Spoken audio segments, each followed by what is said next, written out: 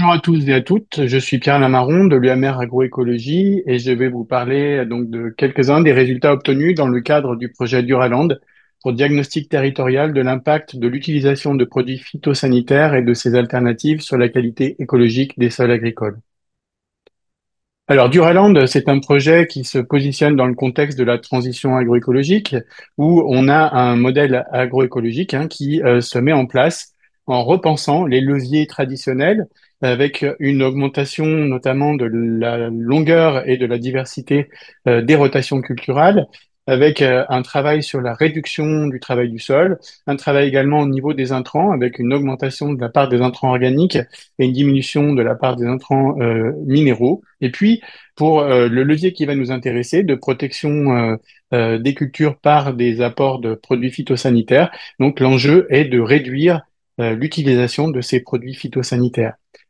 Cette réduction de l'utilisation de produits phytosanitaires est connue pour avoir un bilan positif en termes de santé humaine, mais en termes de durabilité environnementale et notamment de durabilité écologique des sols, eh bien, on se questionne encore sur l'impact de ces systèmes de réduction de produits phytosanitaires. Il y a donc un besoin d'évaluation environnementale des systèmes innovants. Et l'enjeu, c'est bien d'objectiver les effets directs et indirects de cette réduction de produits phytosanitaires et avec un enjeu d'identifier et de promouvoir les pratiques et les systèmes les plus vertueux. Alors, dans ce contexte, les objectifs scientifiques de Duraland sont d'apporter des connaissances sur l'impact des produits phytosanitaires et de ces alternatives sur la biodiversité et la qualité écologique du sol. Le sol, pourquoi? Parce que c'est le support des cultures, mais c'est également l'habitat pour une biodiversité immense et source de services et de durabilité pour les productions agricoles. Donc, il n'y aura pas de transition agroécologique sans donc prise en compte de cette biodiversité du sol, source de services. Les objectifs opérationnels du projet, ce sont de diagnostiquer l'impact de l'utilisation de produits phytosanitaires sur la qualité écologique des sols agricoles et également de transférer les connaissances aux utilisateurs des sols. Alors, l'intérêt pour le plan éco-phyto et les politiques publiques, il se positionne dans une phrase que je reprends de l'appel d'offres qui était: il est nécessaire de disposer de méthodes et référentiels les plus largement partagés, notamment pour comprendre les impacts des pratiques avec ou sans produits phytopharmaceutiques et de comparer entre eux les systèmes agricoles et alimentaires alternatifs. Donc les apports de Duraland dans ce contexte, ce sont vraiment d'apporter de nouvelles connaissances objectives sur l'impact des produits phytosanitaires et des systèmes alternatifs sur la biodiversité du sol. Également, un intérêt opérationnel par la validation auprès des agriculteurs d'un tableau de bord d'indicateurs opérationnels et des référentiels territoriaux d'interprétation associés, et puis également des outils de développement d'outils multicritères qui intègrent explicitement la biodiversité du sol pour l'évaluation de l'impact environnemental des produits phytosanitaires. Ces outils donc sont essentiels pour accompagner les acteurs dans la transition vers des systèmes agricoles innovants et durables. Également un intérêt opérationnel de dissémination des connaissances aux acteurs de terrain. Duraland et les travaux qu'il représente donc apportent également des opportunités en termes de création de valeur et d'activité économique autour du marché associé de la qualité des sols qui se développe aujourd'hui de façon très importante, avec notamment des indicateurs et des diagnostics qui peuvent intéresser des laboratoires de prestations analytiques et puis des données et des référentiels associés qui doivent alimenter le conseil agricole. Le consortium du projet donc réunit huit partenaires dont beaucoup sont des représentants finalement d'indicateurs biologiques de qualité des sols. Vous avez l'INRAE Agroécologie de Dijon, le laboratoire national, le laboratoire de géologie de l'École nationale, l'ENS, l'École normale supérieure de Paris, excusez-moi, le laboratoire Elisol Environnement, l'Observatoire participatif des vers de terre de l'Université de Rennes 1, le Centre d'écologie fonctionnelle et évolutive de l'Université Paul Valéry de Montpellier, Auréa Agrosciences, la Chambre d'agriculture de Côte d'Or qui était impliquée pour l'animation et le transfert des connaissances, et puis Agric-IG, qui est une entreprise qui s'est occupée des développements numériques indispensables au projet. Alors, les hypothèses derrière Duraland, bien, elle est simple, c'est que l'utilisation de produits phytosanitaires et ses alternatives impactent la qualité écologique des sols. Pour tester cette hypothèse, Donc la méthodologie a été de coupler un échantillonnage territorial à un tableau de bord d'indicateurs opérationnels. Ceci pour construire un référentiel d'indicateurs, référentiel qui représente finalement la diversité des situations observées à l'échelle du territoire. Ce référentiel a servi de base pour le développement d'outils de diagnostic, que ce soit des modèles mathématiques qui permettent d'objectiver la qualité écologique des sols en déterminant les seuils à partir desquels on peut avoir donc une interprétation en termes de bonne, mauvaise ou qualité écologique intermédiaire des sols. Et puis également, nous avons développé des indicateurs agrégés de qualité des sols pour obtenir une vision synthétique de cette qualité. Ces outils, une fois validés, ont servi à diagnostiquer l'impact des pratiques et des systèmes à l'échelle du territoire et à identifier des pratiques et des systèmes vertueux avec pour enjeu justement derrière bien de transférer des connaissances acquises à destination des agriculteurs. Alors, pour donner quelques chiffres, hein, le réseau qui a été développé au niveau de Duraland, c'est un réseau de 200 points, 200 parcelles représentatives de différents types de sols et de pratiques à l'échelle du territoire. C'est un réseau qui représente également plus de 150 agriculteurs qui ont été impliqués dans le projet. Le tableau de bord, donc c'est un tableau de bord qui représente les qualités physiques, chimiques et biologiques avec des indicateurs dédiés, hein, 50 indicateurs au total mesurés de façon systématique sur les 200 sols, avec une partie biologique très développée qui représente finalement l'innovation, l'originalité de ce tableau de bord, puisque nous couvrons la diversité des organismes de la macrofaune jusqu'aux micro-organismes du sol.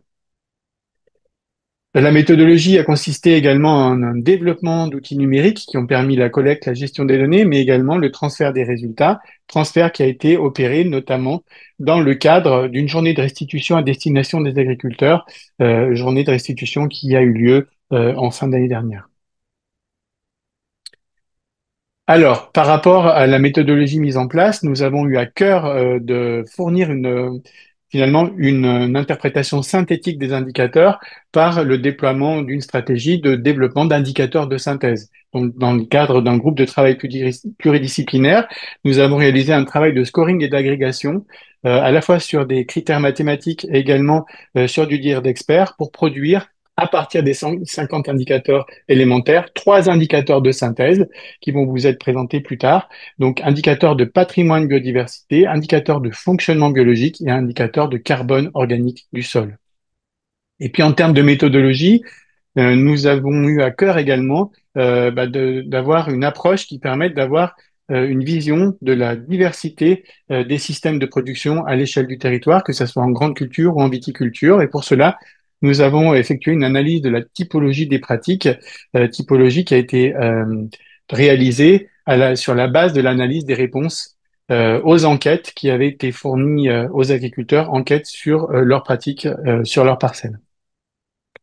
Ça a amené donc à une typologie grande culture avec une typologie qui était représentative de quatre usages principaux.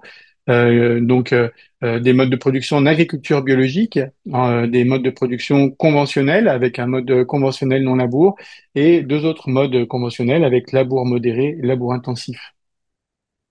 Et puis en viticulture, nous retrouvons des systèmes en agriculture biologique différenciés par le type d'enherbement temporaire ou non enherbé, et puis deux systèmes conventionnels différenciés finalement par l'intensité de l'enherbement également, avec un enherbement permanent ou une absence d'enherbement. Voilà, nous allons maintenant présenter quelques résultats et vous avez ici la diversité, la concentration des produits phytosanitaires qui ont été dosés donc dans les sols du réseau. Ici, ce sont les sols de grande culture. On retrouve la typologie que je vous ai présentée juste avant. Et nous avons observé donc qu'il y a une diminution à la fois du nombre de résidus de pesticides en termes de richesse de nombre de molécules différentes, une diminution significative dans les sols en agriculture biologique par rapport aux sols en système conventionnel. Dans les systèmes viticoles, nous avons également observé que c'est le système en agriculture conventionnelle non enherbée dans lequel nous avions la plus grande diversité de molécules et la plus grande concentration de ces molécules qui étaient dosées par rapport au système en agriculture biologique. Par contre, nous avons vu qu'il y avait un système également en agriculture conventionnelle qui présentait des niveaux donc en termes de diversité et de concentration de molécules qui étaient équivalents au système en agriculture biologique. C'est le système en agriculture conventionnelle, mais avec un enherbement permanent. Et ça, c'était assez inattendu. D'une façon générale, nous avons observé qu'il y avait en gros 2 fois plus de composés phytosanitaires qui étaient retrouvés dans les sols de grandes cultures par rapport aux sols de viticulture. Et ça, c'était assez étonnant, mais ça concorde avec les résultats observés à l'échelle nationale dans le cadre de l'étude Phytosol qui a été donc conduite par l'unité Infosol d'Orléans. Pour essayer de qualifier donc le risque environnemental que représentaient les concentrations de pesticides dans nos sols, nous avons utilisé l'approche développée justement dans la littérature et mise en œuvre dans l'étude Phytosol par l'unité Infosol d'Orléans, qui était le calcul des risques cumulés totaux. Donc je vous passe hein, les explications, mais finalement ces risques cumulés totaux, il est calculé par la somme des quotients de risque individuels, donc pour chaque molécule dosée. Et on arrive à différents niveaux de risque, hein, négligeable, faible, moyen, élevé, en fonction de l'importance de ce risque cumulé total. Ici, vous avez les résultats donc obtenus pour Duraland en comparaison de l'étude Phytosol, donc sur 50 sols du réseau de mesure de la qualité des sols. Et nous avons donc ici clairement un risque cumulé total qui est nettement inférieur à ce qui a été observé au niveau national. Donc, nous avons des pesticides au niveau des sols du territoire, mais ces pesticides, avec ce calcul, représentent finalement un risque négligeable selon ce calcul. Je tiens à dire ici que ce résultat n'est pas encore complètement stabilisé puisque nous sommes en train d'évaluer ce risque cumulé total en prenant en compte la diversité de l'ensemble des molécules. Ici, nous avons pris en compte seulement 35 molécules et nous sommes en train de compléter le calcul de ce risque. Alors, ce risque négligeable, il concorde finalement avec les études statistiques que nous avons réalisées à l'échelle des différents organismes qui ont été quantifiés avec ces indicateurs biologiques, qui n'ont pas montré d'effet pur des pesticides sur l'abondance et la diversité de l'ensemble des organismes que nous avons caractérisés. Alors, pas d'effet pur. Donc, nous avons voulu voir ensuite si nous avions un effet des différents systèmes qui étaient en cours donc sur le territoire. Et vous retrouvez ici la typologie des usages hein, avec les 4 usages principaux qui ont été définis sur la base de la typologie en grande culture. Et nous avons observé que l'arrêt de produits phytosanitaires donc dans le système en agriculture biologique permettait bien d'améliorer quand même la qualité écologique des sols mais au même titre finalement que l'arrêt du travail du sol avec ce système conventionnel, donc utilisateur de produits phytosanitaires, mais sans labour. Donc on avait quand même, au niveau de ces 2 systèmes, une qualité en termes de patrimoine de biodiversité et en termes de fonctionnement biologique supérieure au système conventionnel qui donc utilisait à la fois des produits phytosanitaires et du travail du sol. Donc l'agriculture biologique et l'agriculture de conservation sont plus agroécologiques, mais encore perfectibles, puisqu'on a une part importante de parcelles qui sont dans un état écologique critique. Donc, je sais qu'il y a aujourd'hui des groupes d'agriculteurs qui se penchent sur l'ABC, l'agriculture biologique de conservation, et il y aurait sûrement un intérêt sur la base de ces résultats, donc à évaluer la durabilité écologique de ces nouveaux systèmes ABC. Au niveau des systèmes viticoles, vous retrouvez ici les résultats obtenus selon la typologie. Et on voit qu'on a clairement un diagnostic qui est dans le rouge hein, pour pratiquement l'ensemble des parcelles du réseau. Alors ce diagnostic rouge, il concorde avec les résultats d'un autre projet, Ecovitisol, qui était aussi financé par l'OSB et qui avait montré qu'il y avait un diagnostic microbiologique globalement très négatif hein, sur les sols de la Côte de Nuit. On voit toutefois que certains systèmes, alors pas les systèmes nécessairement qui ont arrêté l'utilisation des produits phytosanitaires de synthèse, puisqu'on voit que les systèmes en AB ne sont pas nettement meilleurs que les autres, hein, mais on a des systèmes qui incluent une couverture végétale permanente, hein, un enherbement permanent, qui s'en sortent relativement mieux, avec un pourcentage significatif de parcelles qui sont dans un état orange, donc non critique mais à surveiller. Donc l'enherbement apparaît comme une pratique agroécologique, c'est reconnu hein, dans la littérature, et il faut penser cet enherbement en parallèle. Cet enherbement est associé avec un arrêt du travail du sol généralement. Donc ça met finalement en avant l'importance de la couverture végétale des sols et l'importance de la pratique de réduction du travail du sol dans ces systèmes viticoles pour améliorer la qualité écologique. Donc voilà, l'ensemble de ces résultats montre qu'on peut avoir un intérêt à diminuer le recours aux produits phytosanitaires de synthèse, mais que ça ne suffit pas et que pour avoir un effet positif sur la qualité écologique des sols, il faut cumuler cette pratique de réduction avec d'autres pratiques vertueuses que sont la couverture des sols et la réduction du travail du sol. Les résultats ont été transférés à destination des agriculteurs, notamment lors de la journée de restitution qui a eu lieu le 17 décembre 2024. Ils sont transférés également sous la forme d'un outil numérique qui permet à la fois de visualiser de façon interactive les résultats de diagnostic à l'échelle du territoire. Et puis, c'est sous ce format-là que nous avons restitué individuellement les résultats aux agriculteurs pour qu'ils puissent s'emparer du diagnostic. Et puis, il y a une valorisation académique sous forme d'articles et de communication scientifique qui est en cours actuellement. Les perspectives issues du projet, donc c'est la poursuite du transfert avec la Chambre d'agriculture de Côte d'Or et Dijon Céréales qui s'empare finalement de ces résultats pour organiser des ateliers avec des agriculteurs du réseau, mais pas que. L'enjeu, c'est bien de discuter et de s'approprier le diagnostic de Duraland pour concourir à identifier et à mettre en œuvre des pratiques durables, donc pratiques de diminution de l'utilisation de produits de synthèse, mais également d'autres pratiques comme l'enherbement et le travail du sol. Duraland était un projet statique, c'est-à-dire que c'était basé sur un échantillonnage à un temps donné, et puis il y aurait aujourd'hui un enjeu à développer un nouveau projet sur les parcelles qui ont mis en œuvre des pratiques durables, un nouveau projet pour regarder la cinétique d'amélioration donc de la qualité écologique des sols en fonction des changements opérés.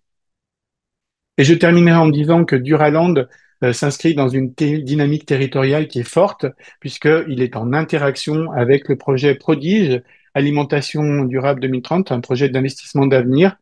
Ce projet, cette articulation entre les deux projets a permis de capitaliser les outils expertise autour de la question de la qualité écologique des sols, mais également les développements et les transferts d'outils opérationnels de diagnostic et la sensibilisation, formation, implication des acteurs de terrain. L'enjeu réellement, hein, c'est que Duraland puisse contribuer à amener une évolution des systèmes de production et transformer le territoire par une gestion plus durable des sols. Voilà, je vous remercie pour votre attention.